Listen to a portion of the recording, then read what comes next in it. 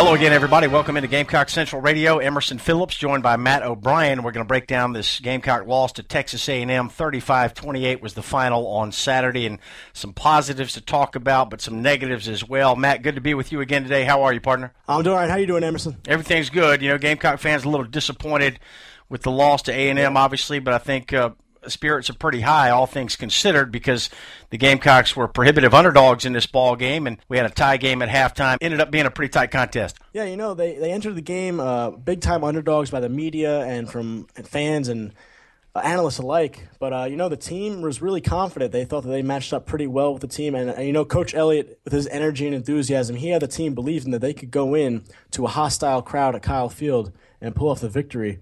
Now, there is no such thing as moral victories. The Gamecocks did lose, but late in the game, they were in it. They could have won it, but they simply just fell short. Matt's got a column this week on Gamecock Central, X's and O's. Very interesting, a lot of information. You're really going to enjoy reading his article because it's very insightful and a lot of kind of inside take on what the Gamecocks did Saturday against Texas A&M and why they came up 7 points short in this ball game. So for a limited time, new Gamecock Central subscribers can get 55 days of free premium access. You can follow the coaching search, read in-depth recruiting reports, and get the very best analysis of Gamecock football. It's 55 free days.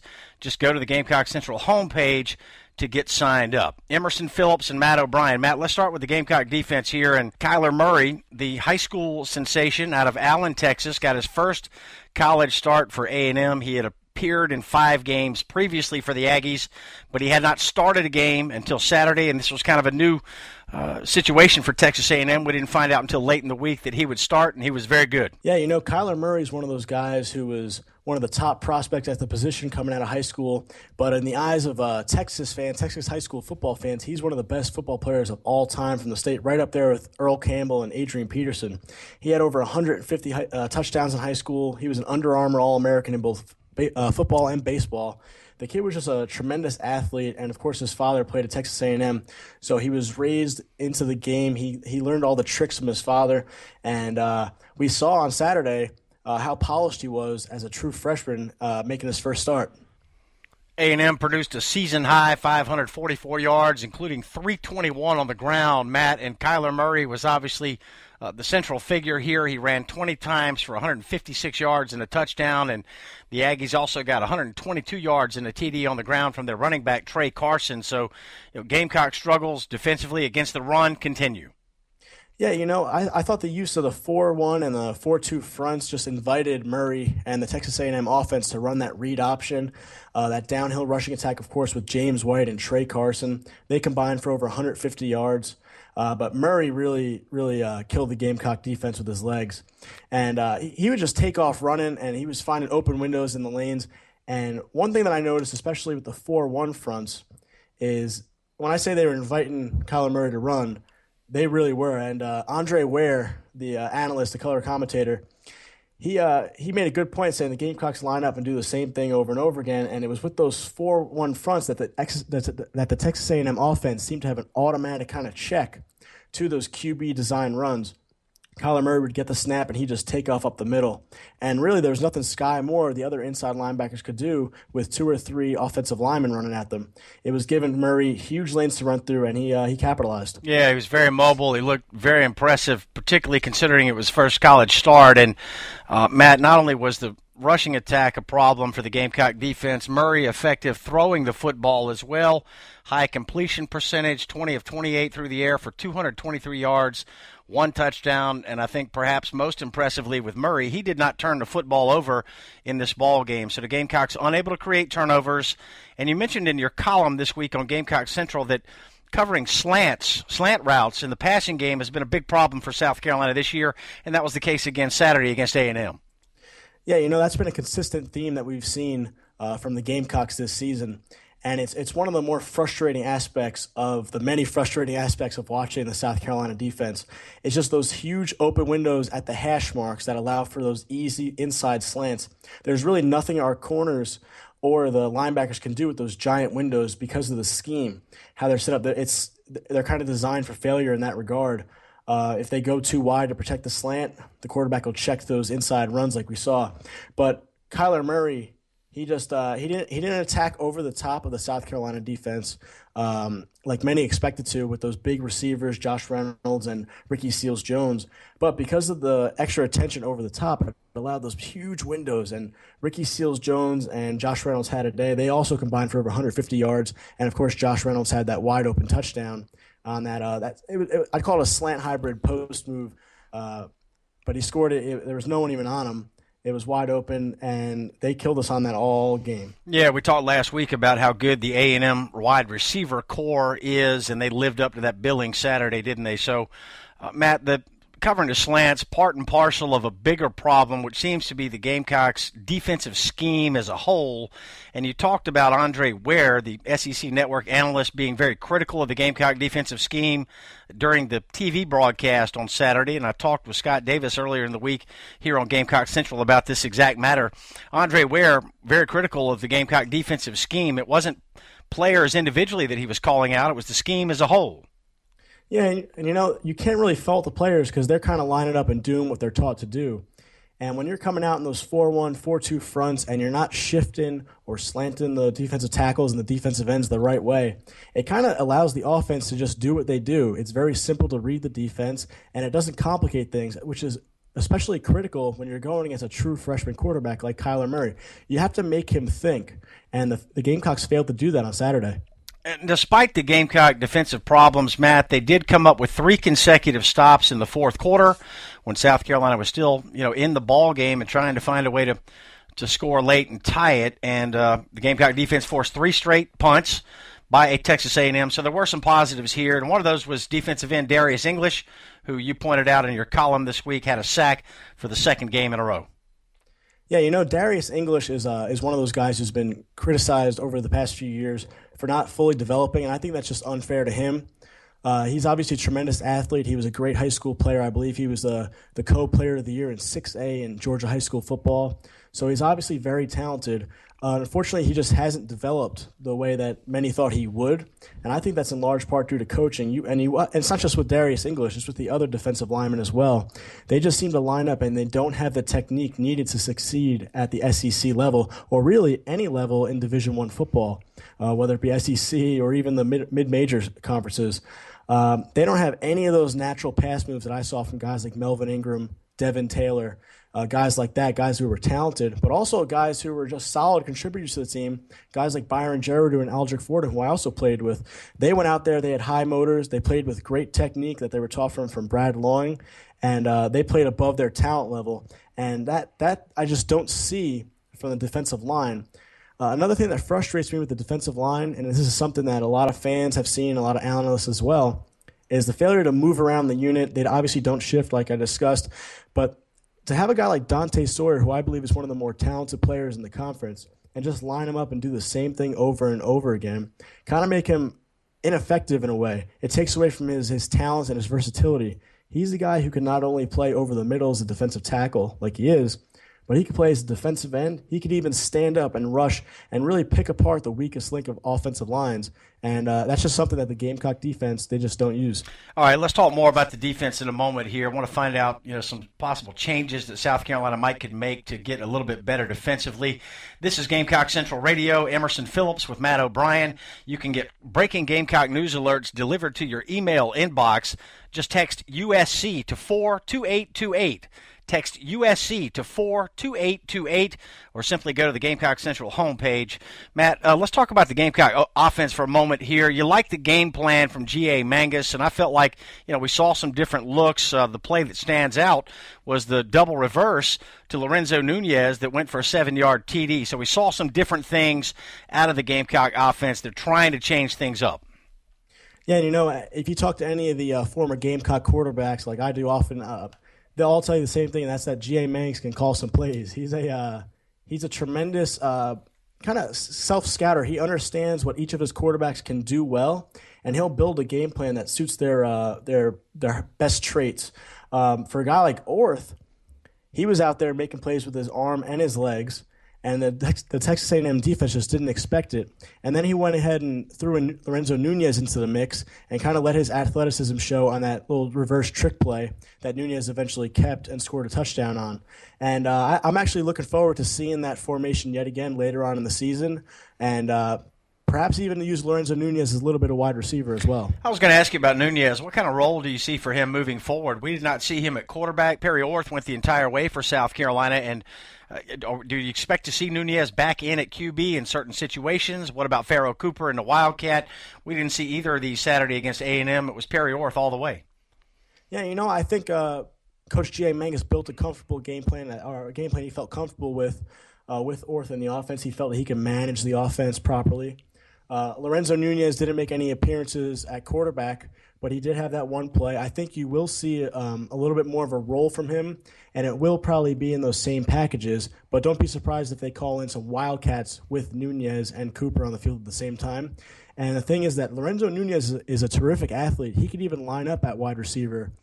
So don't be surprised if you see Pharaoh Cooper come into the backfield at quarterback, run the Wildcat, while Lorenzo Nunez is out wide as sort of a distraction for the defense. Very good. We saw Orth go the distance against Texas A&M, and he showed that he could be a dual-threat quarterback in his own right. I don't think that we expected to see a lot of running out of Perry Orth, but there he was with a 66-yard run, and that was a play calling. That was a scheme issue that allowed that play to happen. Matt, talk about the Orth run and his ability as a runner overall. Yeah, Orth is he's a good athlete, obviously. His running is not his strong suit, but as you saw on Saturday, he can make some things happen if the defense is not paying attention. The Texas A&M offense was obviously keying in on other players. They sort of just let that play go as if they're going to beat us, they can beat us with the run, but they didn't expect Perry Orth to take off for over 60 yards. And it was funny when I rewatched the game, I noticed when Orth got to around the 40-yard mark, he kept expecting to be caught. He was kind of surprised himself, I think, that he was still running free. All right, speaking of the Gamecock running game, Brandon Wilds, impressive again Saturday, 17 carries, 128 yards, and a touchdown, and that's his second straight 100-yard game. So it's good for the Gamecock offense to have Brandon Wilds back healthy again and looking 100%. Yeah, Brandon Wilds, when he's healthy, is one of the better backs in the conference, and I truthfully mean that. Brandon came in as a bit of an underrated prospect, but he came in as a freshman and really opened Coach Spurrier's eyes. I remember he was so high praise for Brandon when he first came in. He didn't really expect him, I think, to come in and be as talented and as smart of a player that he is. Now, Brandon he has some injury issues throughout his career, but when he's healthy, as you saw on Saturday, he can be quite dangerous. And the thing I really like about Brandon is that he's not just a runner. He's not just a guy that gets the ball and he'll look for open lanes.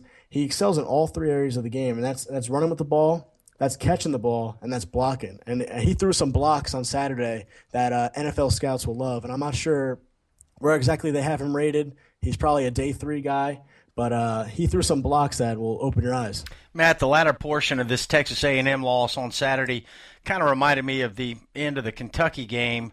When we're talking about Perry Orth here, he threw the 2 second-half interceptions against A&M. He also threw a late pick that cost Carolina a chance against Kentucky. And while Orth has been impressive, I think we're all pleased with his ability, his progress, his development. He's made a couple of key mistakes that have cost the Gamecocks some chances to win both those ball games, Kentucky and A&M. Yeah, Perry Orth, he came out with confidence. He was out there slinging the ball. He did a good job of making his reads. Unfortunately, in the second half, when he threw that interception, that pick 6, I think that really rattled his confidence and threw him off the rest of the game. You saw him struggle making his reads, and then later on in that second interception, he made that same throw that was interception for the touchdown earlier on. So I think he was kind of overthinking it. He wasn't able to make his reads properly and play with full confidence. And he took sacks at times when he had to get rid of the ball late in the game. He just didn't seem to have the composure needed to drive the team to win in a hostile environment. But overall, I think it was a good performance for Perry Orth. He came out, he gave the team some good early on throws. But like I said, in the second half, it just didn't work for him. Matt, Noticeably quiet in this game on Saturday for the Gamecock offense. Pharaoh Cooper, only 4 catches for 22 yards. He did have a couple of carries, but got to be the least productive day of the year for Pharaoh Cooper. First team All-SEC receiver selection, and also tight end Jarrell Adams. Neither much involved in the Gamecock attack on Saturday, and that's going to have to change moving forward if the Gamecocks are going to find some more wins with 4 games left on the schedule. Yeah, you're absolutely right, Emerson.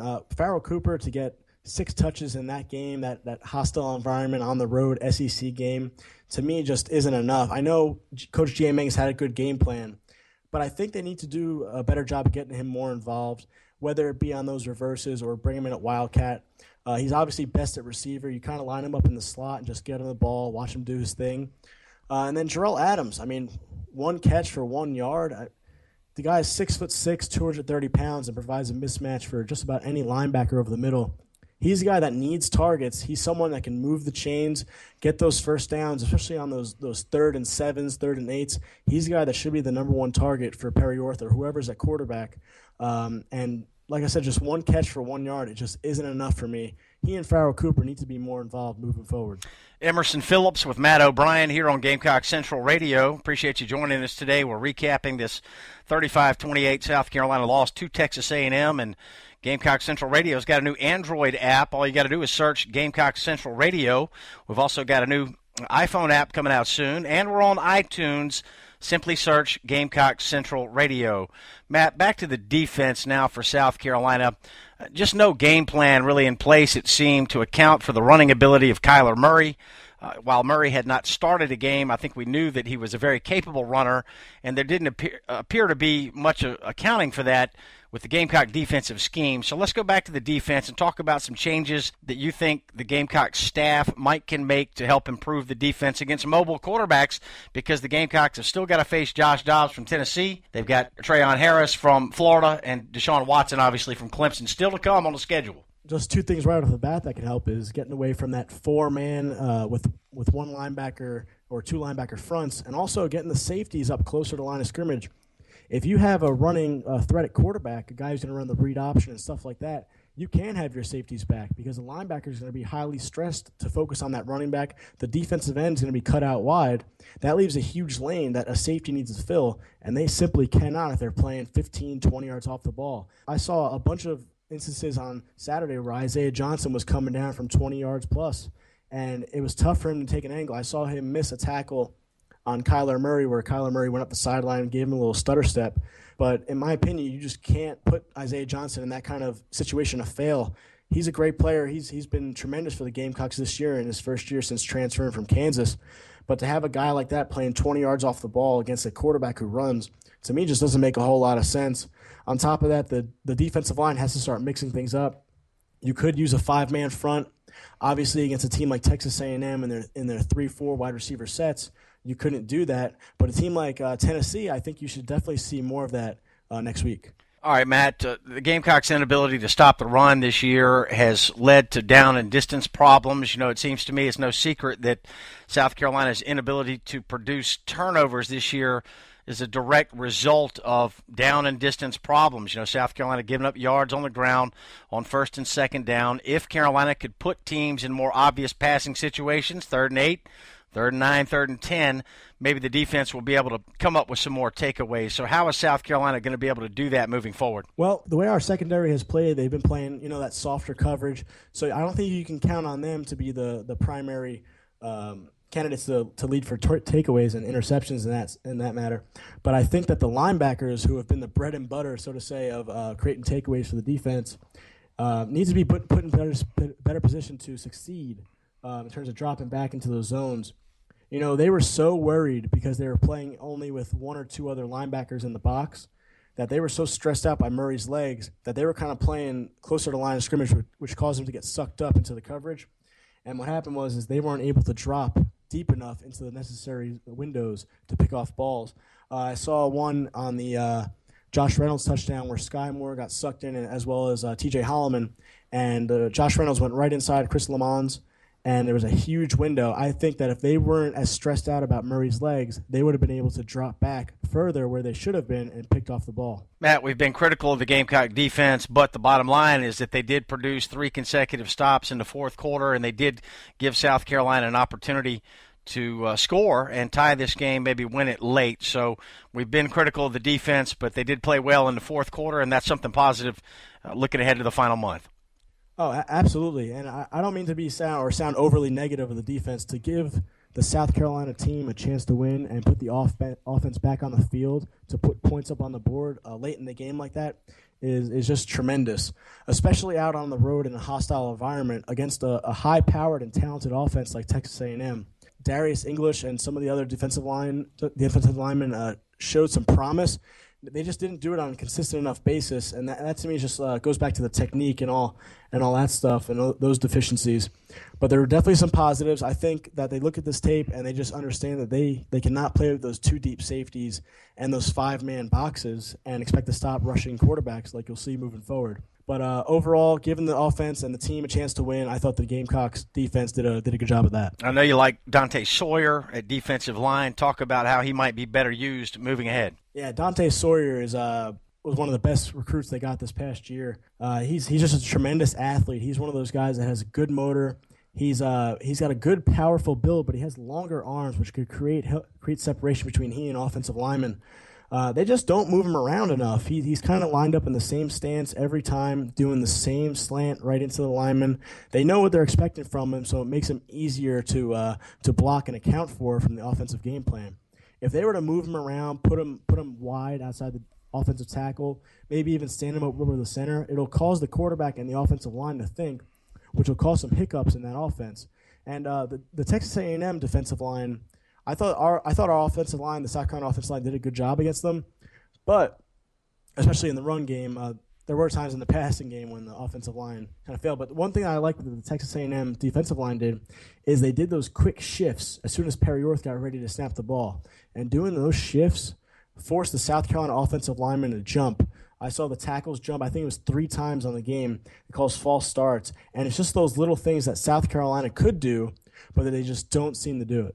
All right, it'll be interesting to see what the Gamecock defensive staff does to try to get some better results over these final 4 games of the regular season here. Final score this past Saturday, Texas A&M 35, South Carolina 28. It was the Gamecocks' first ever trip to College Station, and a pretty good effort by the Gamecocks, but they did come up short. And South Carolina now 3-5 on the year, 1-5 in SEC play.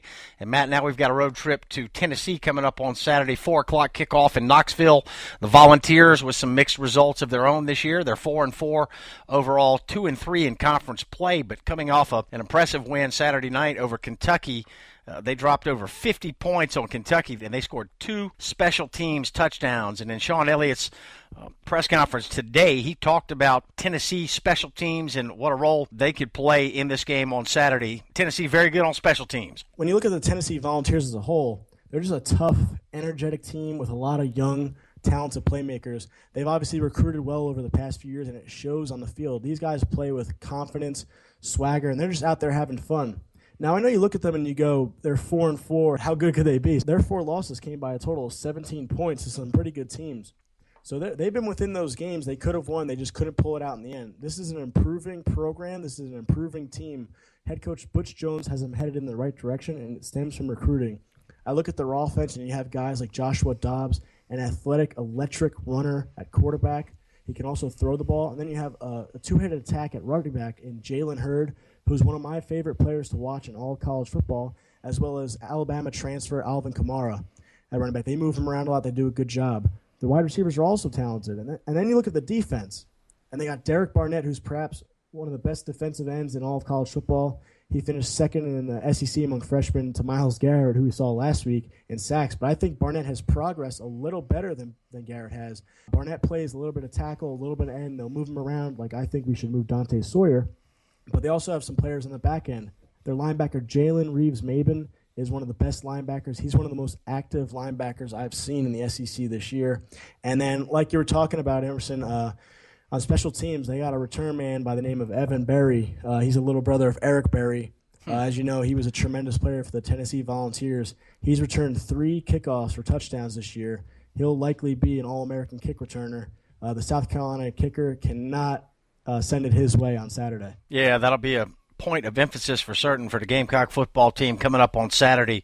Right, Eric Berry, a first-round pick, a top 10 pick of the Kansas City Chiefs several years ago, and a Tennessee football legend. 4 o'clock kick in Knoxville at Neyland Stadium, South Carolina and Tennessee. Another SEC East matchup, and this will be the final road game of the year for the Gamecocks. So, Matt, give us a quick take on what might happen on Saturday and what you expect to see. Yeah, like many of the games with Tennessee in the past, or in the recent past, I expect it to be a close battle. I expect Sean Elliott to once again have the team to come out with energy. But against a Tennessee team with that much talent, they have to do things differently, or else we won't see anything different in the results. They have some obvious weapons on offense. Josh Dobbs is one of the better runners in the country at quarterback. He's truly electric. When you watch him on tape, he looks like a deer running the ball, especially when he hits that edge. A little bit different than Kyler Murray, but a running threat nonetheless. And Jalen Hurd's one of the better running backs. So they're going to lean on those two guys. South Carolina should bring the safeties in, probably play a 5-man front, and really force them to throw. I mean, I've always been taught you never beat me with your best. So South Carolina should kind of change up the defensive game plan for this week. If they don't, I don't expect to see anything different. Dobbs sort of had a coming-out party last year against the Gamecocks, leading 2 late Tennessee scores to help the Volunteers steal one at Williams-Brice. And Tennessee has beaten South Carolina each of the last 2 years, Matt. It's been a problem team for the Gamecocks. Yeah, head coach Butch Jones, I think he's got them headed in the right direction. There's always been talk about him being on the hot seat, but it's just about bringing in the talented enough players to compete on a week-to-week basis. With bringing in guys like we talked about, Hurd, Kamara, Barnett, Reeves-Maben, Cam Sutton, guys like that. They're just a truly talented team, and you look across the board at their depth chart, and it's all sophomore, freshmen. They got a few juniors peppered in there, but it's a lot of young kids. They're definitely headed in the right direction, and South Carolina needs to win this game or the next one, or else this rivalry will come out of reach. Expert analysis here from Matt O'Brien. He's a production assistant with NBC Sports. He works on Football Night in America. That's the Sunday night NFL game on NBC. He also works with Pro Football Talk and Fantasy Football Live, and he's a former Gamecock walk-on football player, played for the Gamecocks in 2010 and 2011. Good stuff today, Matt. We appreciate your time and your insight. Thanks very much. Yeah, thank you for having me, Emerson. It's been fun. Matt O'Brien, you can hit him up on Twitter at MattOBScout. Hit him on Twitter at MattOBScout. And I'm Emerson Phillips. You can hit me up on Twitter. We welcome your feedback, your questions, your input. At Emerson Phillips is my Twitter handle. It's 1 M and 2 L's. Hit me up on Twitter at Emerson Phillips. And we'll do it again next week here on Gamecock Central Radio. Thanks for joining us.